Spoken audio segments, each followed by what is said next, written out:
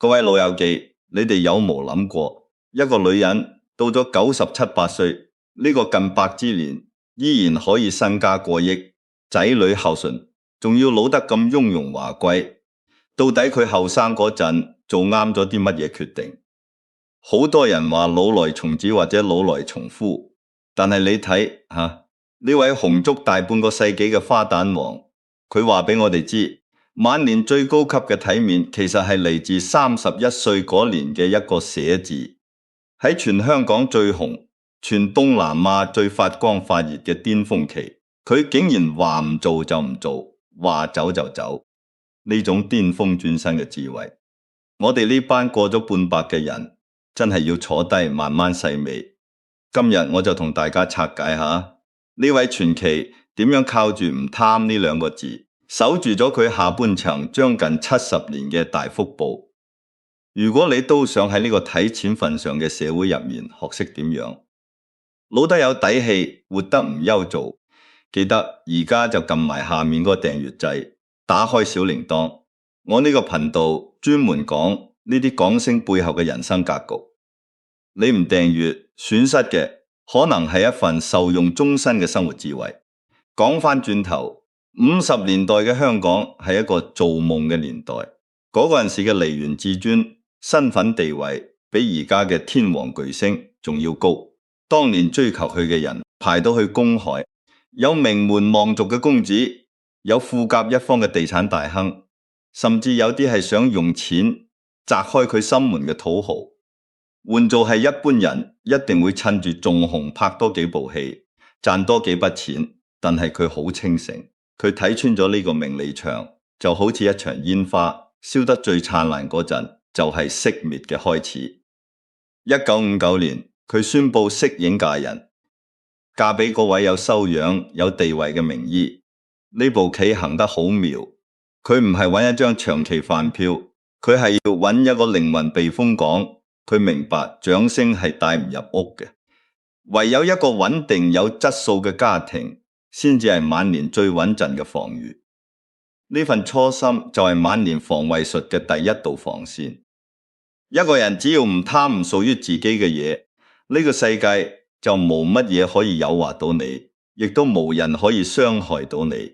大家覺得喺事業最巔峰、賺錢最容易嘅時候，突然收山，係勇氣定係傻？留言區講下你哋嘅睇法。我成日都話，人哋睇見嘅係佢台上嗰陣風光，睇唔見嘅係佢後台嗰種清醒。你哋有冇見過50年代嗰啲戲院門口嘅墟冚場面？嗰陣時冇冷氣，大熱天時，成班戲迷擔住嗰把葵扇，滴住汗排隊買飛圍嘅，就係睇佢一眼。啲飛一開，賣黃牛黨就炒到成個月人工咁滯。你諗下嗰種癲法，嗰陣時做戲唔係而家咁樣用電腦特技去包裝，而係真材實料。一出台口就要壓得住全場。佢把聲一開，台下即刻靜晒，連嗰啲咬遮聲都收埋，個個平息靜氣，驚死聽漏半粒音嗰種架勢，嗰種氣派。你話邊個企喺嗰個位置會捨得走？但佢就係睇得通。你話佢唔貪，唔係咁簡單。佢唔貪嘅唔單止係錢，仲有嗰啲掌聲、虛榮、地位，呢樣先至最難得。好多人可以唔貪錢，但係受唔住嗰種萬人景仰嘅滋味，好似上咗癮咁。一日無掌聲就身痕。佢叻就叻，就係知道呢啲嘢係借翻嚟嘅風光，唔係屬於自己嘅。台上嘅燈一熄，你咪又係要落妝，要洗面，要面對翻自己個樣。所以佢話走就走，連個天都未反應得切。你哋想象下，31歲嗰年，報紙頭條用咗幾大隻字去寫一代花旦王息影嫁人，成個香港都好似停咗一停。啲記者日日夜夜守喺佢屋企門口，想撬開少少口風。啲太太團喺茶樓食飯，成圍台都係講呢件事。有人話佢傻，有人話佢醒，仲有啲人話佢一定係有咗身紀。但係佢由始至終一句多餘說話都冇好優雅咁保持住嗰份從容。呢種定力唔係話有就有，而係要你個心真正睇得好通透先至做到。佢知道嗰個年代嘅影壇唔係咁好撈，表面上好似好風光，其實底下暗湧處處。有啲嘢唔係你唔惹佢就唔嚟。你想要一個角色，可能要應酬，要賣笑，甚至要犧牲一啲你唔想犧牲嘅嘢。你話佢冇遇過呢啲誘惑？點會冇？多少老闆捧住成碟銀紙，想同佢食餐飯；多少公子哥兒開住架開篷跑車喺片場門口等佢收工。佢一眼就睇穿呢啲嘢背後嘅代價。你要人哋嘅錢，你就要付出你自己。呢個世界冇免費午餐㗎，大佬。所以佢揀咗一個有真才實學、有社會地位嘅名醫。呢個選擇本身就係一種智慧。佢唔係要嫁入豪門，因為豪門深似海，入到去可能仲多規矩，仲多枷鎖。佢要嘅係一個可以同佢平等對話、互相尊重嘅伴侶。一個醫生，佢嘅世界同娛樂圈完全唔同。佢接觸到嘅係生死，係人性，係實實在在嘅人生。咁樣嘅人先至可以俾到佢一個安穩、清靜嘅生活環境。佢知道咩係真正嘅幸福，唔係日日喺鎂光燈下生活，而係可以好自由咁做返一個普通女人。再講遠少少，你睇下而家幾多藝人到咗50-60歲，仲要出嚟拋頭露面，為咗搵兩餐，搞到自己身心俱疲。點解會咁？就係後生嗰陣冇諗清楚，以為紅就係一切，結果到咗人老珠黃，先至發現自己乜嘢保障都冇。佢哋唔係唔努力，而係努力嘅方向錯晒，將所有雞蛋放晒喺一個籃仔度。一旦嗰個籃仔穿咗，就乜都冇晒。呢位花旦王就唔同佢叻，就係識得喺最高位嘅時候，將自己嘅人生重心轉移。佢唔係撤退，而係轉軌，由一個靠把聲揾食嘅表演者，轉做一個有家庭、有資產、有地位嘅女人。呢個轉變唔係一朝一夕可以做得到，而係要你有一個長遠嘅目光，知道10年、20年、30年之後，你想過乜嘢生活？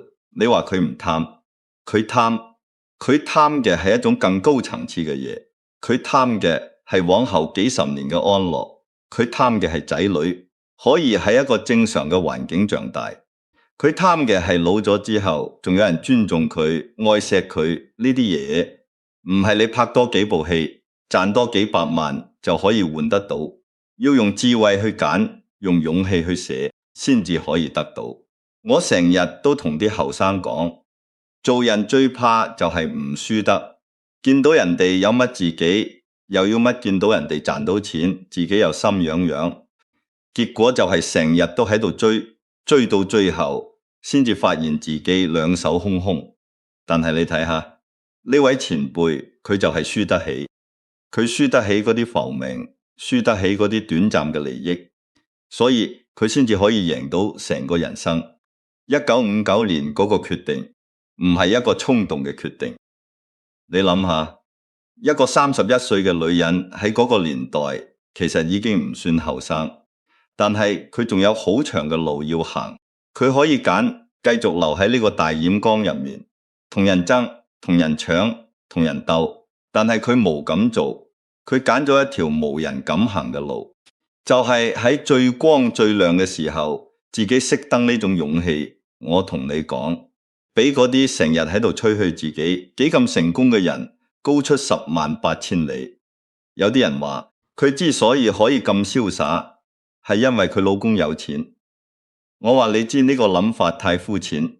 如果佢只係想嫁個有錢人，你以為佢冇機會咩？大把人排住隊想娶佢，但係佢揀嘅唔係最有錢嗰個，而係最適合佢嗰個。呢個就係分別一個女人去到佢嗰個位置，要嫁個有錢人容乜易？難就難在你修心養性，從頭適應一個同娛樂圈完全唔同嘅世界，呢樣嘢先至係真功夫。你哋有冇留意佢息影之後，真係好少再喺公眾場合出現。就算出現都係好低調、好得體，從來唔會搶風頭。呢種修養唔係扮出嚟，而係由心而發，因為佢已經唔需要再用嗰啲嘢去證明自己。一個女人去到呢個境界，你話佢仲使乜去爭，仲使乜去搶？佢企喺度本身已經就係一道風景。所以話唔貪呢兩個字，講就容易，做就好難。尤其係喺一個燈紅酒綠嘅地方，個個人都有目的，個個人都想從你身上攞到好處。你要保持清醒，要識得揀，要夠膽寫。呢啲嘢冇得教，要靠你自己去領悟。各位老友記，下次當你覺得自己好想要啲嘢嘅時候，不妨停一停，諗一諗，到底你係需要定係想要？你需要嘅唔會令你迷失上你想要嘅，好多時都會令你行錯路河下。呢位花旦王喺最燦爛嘅時候留低一個華麗嘅背影，咁樣嘅人生先至叫做真正嘅贏家。你睇下，佢今時今日身家過億，但你從來冇見過佢周身名牌掛到成棵聖誕樹，咁亦都冇見過佢出入邊啲富豪飯堂同人鬥排場。佢嘅理財智慧同佢當年做戲一樣，講究一個穩字。呢個穩字講就好似好簡單，做起上嚟就一啲都唔容易。50年代嗰陣做戲有幾多錢收入？嗰陣時香港經濟未起飛，一個普通打工仔揾幾十蚊一個月。佢哋做一線花旦揾嘅當然係天文數字，但係嗰啲錢係辛苦錢，係捱更抵夜唱到把聲沙晒練功，練到成身傷先至換翻嚟嘅血汗錢。佢好早就睇通一樣嘢，演藝圈嘅錢係流動嘅水，唔係死固固嘅石頭。今日你紅錢湧住嚟，聽日你唔紅啲錢就同你講拜拜。你睇下有幾多紅極一時嘅明星，後生嗰陣使錢好似倒水咁，到老咗窮到要攞綜援。呢啲故事我哋聽得少咩？佢就唔同，佢將辛苦賺翻嚟嘅錢大部分掟晒落去物業嗰度。你諗下，50、60年代買樓係一個咩概念？嗰陣時好多人寧願租地方住都唔敢諗買樓，覺得供樓係一件好遙遠嘅事。但係佢知道做戲唔可以做到80歲，但係嗰層樓可以陪到你80歲。呢個就係遠見佢買嘅，唔係一幢半幢，而係一個區域一個區域咁買全說話。佢對地產有種天生嘅觸覺，知道邊度將來會旺，知道邊度有發展潛力。呢啲本事唔係你讀幾多書可以學到，而係要你成日留意個社會點樣變，啲人嘅生活習慣點樣變。佢唔係嗰啲閉門造車嘅人，佢好清楚香港係一個不斷擴張嘅城市，土地只會越嚟越矜貴，所以佢一有錢就買地。買完就收租，收完租再買，好似滾雪球咁越滾越大。呢種靠時間累積出嚟嘅財富，先至係最堅實嘅財富。你以為佢只係識買樓仲未夠？佢兩夫婦，另外一樣最令人欽佩嘅就係成立咗好多慈善基金，捐學校、捐醫院、捐錢俾有需要嘅人。呢啲善舉，你以為係搣咗啲錢出去就冇咗？你咁諗就太表面啦。佢哋捐出嘅係錢，收回嚟嘅係乜嘢？係一個德字，係社會對佢嘅尊重，係行出街人人都要俾面嘅地位。呢啲嘢有錢都買唔到。你知唔下一個有錢但係孤寒嘅人，佢有幾多朋友？佢行出街，人哋可能背後鬧佢為富不仁。但係一個有錢又願意分享嘅人，佢所到之處，人人都敬佢3分。呢種分別就係福報嘅分別。我成日都話財富呢樣嘢好奇怪，你越係死揸住佢，佢越係會流走；你越係肯放開佢，佢反而會用另一種方式翻嚟你身邊。呢位花旦王就係深明呢個道理。佢知道仔女孝順唔係靠你把口叫佢哋孝順，而係靠你做人嘅德行感染佢哋。你試諗下，一個阿媽，社會上人人都讚佢好，做起慈善嚟唔手軟。佢嘅仔女會唔會咁對佢唔好？莫講話唔好，直情係以佢為榮。呢種家庭和諧，唔係你鎖住啲錢喺夾萬就得到，而係要你喺外面積落嘅德行滲返入屋企入面，成為一種無形嘅約束，一種自自然然嘅孝心。呢啲先至係真正搬唔走嘅保險箱，真正偷唔到嘅寶藏。你以為佢唔貪錢，佢貪，但係佢貪嘅係一個好名聲，一個好家庭，一個好晚年。呢啲嘢比起銀行戶口多幾個零更加值錢。你睇下有幾多有錢佬臨老嘅時候，仔女因為分身家反晒面，搞到對簿公堂，成個家族散晒。點解會咁？就係因為佢哋冇搞掂一樣嘢，就係冇建立到一個德行嘅根基。錢係一把雙刃刀，可以令你嘅晚年好安樂，亦都可以令你嘅晚年好淒涼。關鍵就係你點樣用佢。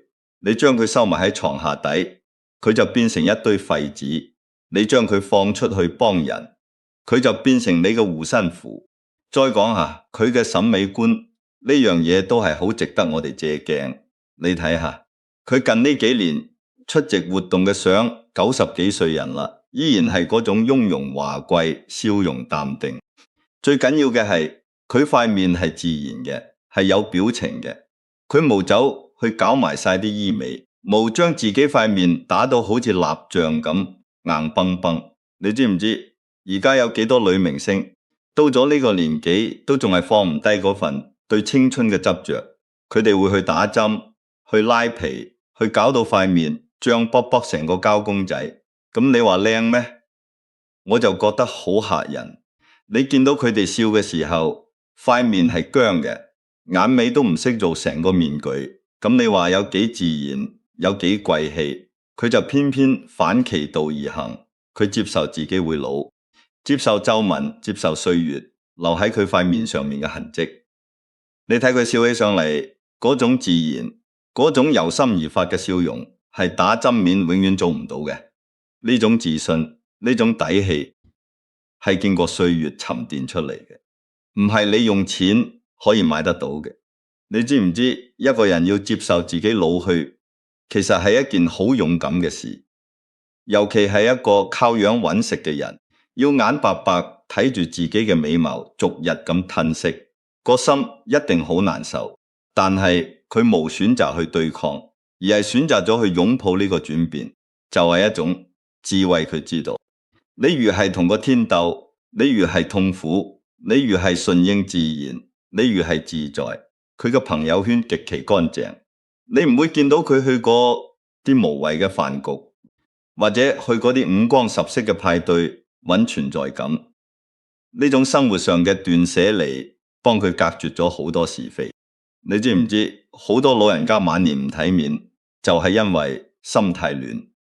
佢哋退休之後突然之間冇咗工作，冇咗身份，個心就好似跌咗落個海度，成日想捉住啲乜嘢。於是佢哋就去呢度去嗰度，識呢個識嗰個，想揾翻嗰種被需要嘅感覺。結果呢，好容易就俾啲有心人埋身，你簽呢樣簽嗰樣，搞到你成副身家都冇埋。呢啲事我哋聽得少咩？佢嘅智慧就係懂得做減法，佢好清楚知道自己想要乜嘢，就係簡簡單單同自己相處，同大自然相處。呢種獨處嘅能力係晚年防衛術最高級嘅境界。你驚寂寞，你就會去隨便揾個人陪，結果往往係引狼入室。但係當你內心足夠豐盛，你一個人就可以活成一個世界。你唔需要靠任何人去填補你嘅空虛，因為你本身就已經好圓滿。呢種境界唔係話到咗90歲就自動會有，而係要你由後生嗰陣開始慢慢鍛煉翻嚟。佢就係一個最好嘅例子。你將同佢同期嘅某啲港星嘅晚年境況同佢比一比，就知乜嘢叫做同人唔同命，同遮唔同病。嗰陣時佢哋個個都係天之驕子，出入有保姆車，身邊有助手，跟出跟入着嘅係最靚嘅料，戴嘅係最閃嘅鑽石。嗰個年代娛樂圈嘅錢雖然唔及而家咁多，但係足夠你過好富裕嘅生活。問題係你點樣用嗰啲錢，你點樣規劃你嘅人生？有啲人就係敗喺一個貪字同埋一個唔識退嘅字上面。佢哋一路留喺嗰個名利場入面搏殺，以為自己可以紅足一世，以為掌聲永遠都會跟住自己。點不知花無百日紅，觀眾嘅口味好似天氣咁，話變就變。你今日係票房靈藥，聽日可能就變咗做票房毒藥。呢個世界就係咁現實，咁殘酷。我識得一個老行尊，佢話以前有個女明星後生嗰陣真係靚到不得了，成個香港都為佢瘋狂。佢當年賺嘅錢多到可以用嚟起樓，但係佢有個致命傷，就係從意投機。聽人講話炒股票好賺，就將成副身家掟晒入去。聽人講話炒樓花好賺，又走去炒。結果呢一場金融風暴乜都冇晒。到咗60、70歲仲要出嚟登台揾食，唱到把聲沙晒，就係為咗區區幾萬蚊。你話慘唔慘？佢當年如果肯學呢位花旦王咁穩穩陣陣咁買樓收租，今時今日使乜咁折墮呢啲？就係無及早做好晚年防衛術嘅後果。你唔可以話佢唔努力，但係努力嘅方向錯咗，越努力越心酸。仲有另一種人，就係選擇咗依附豪門，以為嫁入豪門就等於揾到一張一世無憂嘅長期飯票。我話你知呢個諗法，好多時都係一廂情願。豪門深似海，入到去之後，你面對嘅係更加複雜嘅人際關係，更加恐怖嘅勾心鬥角爭產、妻妾角力、子女爭寵呢啲新聞，我哋睇報紙都睇到厭。你以為做少奶奶好嘆你事，日日要睇家婆面色，要同其他房嘅人鬥生鬥死，要擔心老公喺外面有第二個，你話有幾攰？有啲人鬥咗成世，到頭嚟一場空，除咗個名叫做入過豪門，乜嘢實際利益都攞唔到。仲有啲人晚年先至被踢出家門，身無分文，嗰種淒涼真係不足為外人道。你將呢啲人嘅遭遇同呢位花旦王比一比，你就會知道佢贏喺邊度。佢唔係贏喺賺得比人多，而係贏喺佢夠定。呢個定字講就好似好簡單，但係做起上嚟難過登天。你試諗下，一個人由萬人景仰嘅位置退落嚟，要重新適應一個普通人嘅生活，有幾困難？你出街唔會再有人揾你簽名。你去食飯唔會再有人幫你埋單，你生日唔會再有人送花籃送到你屋企門口。呢種落差，你話你頂得順咩？好多人就係頂唔順，所以就算老咗都要夾硬出嚟曝光，揾翻嗰種存在感。但係呢種存在感係好脆弱嘅，係好空虛嘅。佢就唔同，佢退休之後好快就揾到咗自己嘅生活節奏。佢可以喺屋企睇書、聽音樂、養下花，或者約幾個真正交心嘅朋友飲下茶。佢嘅快樂唔再係嚟自外面嘅掌聲，而係嚟自內心嘅平靜。呢種心態嘅轉變就係佢可以安享晚年嘅關鍵。你知唔知好多人捱唔住寂寞，就係因為佢哋嘅內心唔夠豐盛。佢哋需要不斷有外面嘅刺激，先至覺得自己活着。一旦呢啲刺激冇咗，佢哋就覺得自己好似一個空殼咁。呢啲人退休之後，通常都會好快衰老，好快就失去光彩。但係呢位花旦王，佢嘅內心係滿嘅，佢有自己嘅興趣，有自己嘅信仰，有自己嘅人生哲學。佢唔需要靠任何人去填補佢嘅空虛。因為佢本身就已經好圓滿，呢種圓滿係要經過幾十年嘅修行、幾十年嘅沉澱，先至可以達到。你以為佢唔寂寞咩？人點會完全唔寂寞？但係佢分得好清楚，寂寞係一種狀態，唔係一種懲罰。你可以選擇同寂寞做朋友，靜靜地聽下自己內心嘅聲音，思考下人生，而唔係一寂寞就發慌，就亂咁揾人陪，結果惹來一身蟻。我成日都話，真正嘅安全感唔係嚟自外面有幾多人陪住你，而係嚟自你自己內心有幾豐盛。你內心豐盛，你就唔怕寂寞；內心空虛，就算成屋都係人，你都一樣覺得孤單。呢位花旦王就係最好嘅例子。佢一個人住喺咁大間屋，你以為佢會怕黑咩？你以為佢會怕靜咩？我話你知，佢不知幾享受，因為佢知道呢個世界最舒服嘅地方就係自己個心。當你個心定咗喺邊度都係天堂，當你個心戀咗喺皇宮都係地獄。你可能會問，咁佢嘅仔女呢？佢哋唔會陪佢咩？仔女梗係會陪佢，但係佢好識做，佢唔會成日黐住仔女，要仔女日日請安，要仔女晚晚陪佢食飯。佢知道仔女有仔女嘅世界，有佢哋自己嘅家庭要照顧你。作為一個老人家，最緊要就係要保持距離，唔好做一個令後生討厭嘅老人家。你要俾佢哋知道，你一個人都可以過得好好，你唔需要佢哋擔心，咁樣佢哋反而會更加敬重你，更加孝順你。呢種智慧真係要學。講到呢度，我不妨同大家講個心入面嘅諗法。你話如果有日你突然間多咗1億，但係得返你自己一個，你會揀過呢種清靜嘅生活，定係仍然想揾個伴？呢個問題真係值得你喺深夜嘅時候自己問下自己，唔好急住答，慢慢諗清楚，因為呢個答案好可能就反映咗你內心嘅真實狀態。如果你嘅答案係一定要揾個伴，咁你就要小心啦，因為你嘅快樂仲係建基於別人身上，咁樣係好危險嘅。如果你嘅答案係一個人都可以好精彩，咁恭喜你，你已經向住晚年防衛術嘅最高境界邁出咗一大步。人生嘅下半場，偏嘅唔係你贏過幾多人，而係你守得住幾多嘢，你贏晒全世界。但係到老嘅時候，身邊一個真心嘅人都冇，咁你其實係輸家。你輸咗健康，輸咗家庭，輸咗尊嚴，你仲有乜嘢晚年防禦？防嘅唔係老，因為老係必然嘅。你防唔到，你防嘅係乜嘢？防嘅係心亂同手空。心亂就係你嘅內心冇一個穩定嘅重心，成日隨住外界嘅變化而動搖。今日有人讚你幾句，你就飄飄然；聽日有人踩你2腳，你就嬲到瞓唔着。咁樣嘅狀態，你話點樣可以安享晚年？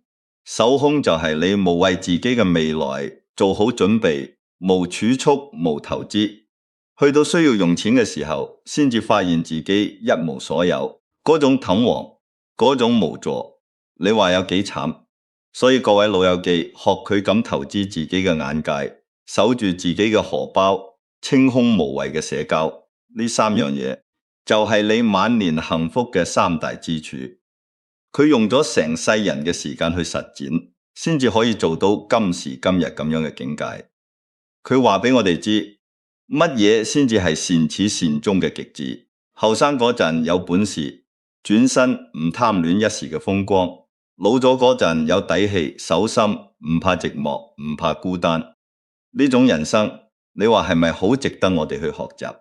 今日同大家傾呢個故仔，其實係想大家明白，每個人嘅人生都有一場仗要打，尤其係下半場。上半場你可以靠青春，靠衝勁，靠運氣，但係下半場你就要靠智慧，靠定力，靠你後生嗰陣積落嚟嘅福報。呢位花旦王就係一個活生生嘅例子，佢用佢嘅一生示範咗點樣打贏呢場仗。如果你都想像佢咁樣活得有底氣，老得有尊嚴，咁你就要由今日開始，好好咁諗下自己嘅人生。你如果曾以我呢種有深度、有格局嘅人生命運解釋，記得點個讚，轉發俾你啲老友記，一齊睇未訂閱嘅朋友，而家就係最好嘅時機，撳下嗰個訂閱掣，加入我哋呢個睇透世事嘅大家庭。我哋呢度唔會講啲無謂嘅嘢，只會講啲可以令你哋活得更加清醒、更加明白嘅嘢。你唔訂閱，點樣可以繼續學到呢啲智慧呢？下集我會講另一個傳奇人物嘅命運博弈，精彩程度絕對唔輸。今日呢位，你如果想知係邊個，記住訂閱兼打開小鈴鐺，咁就唔會走寶。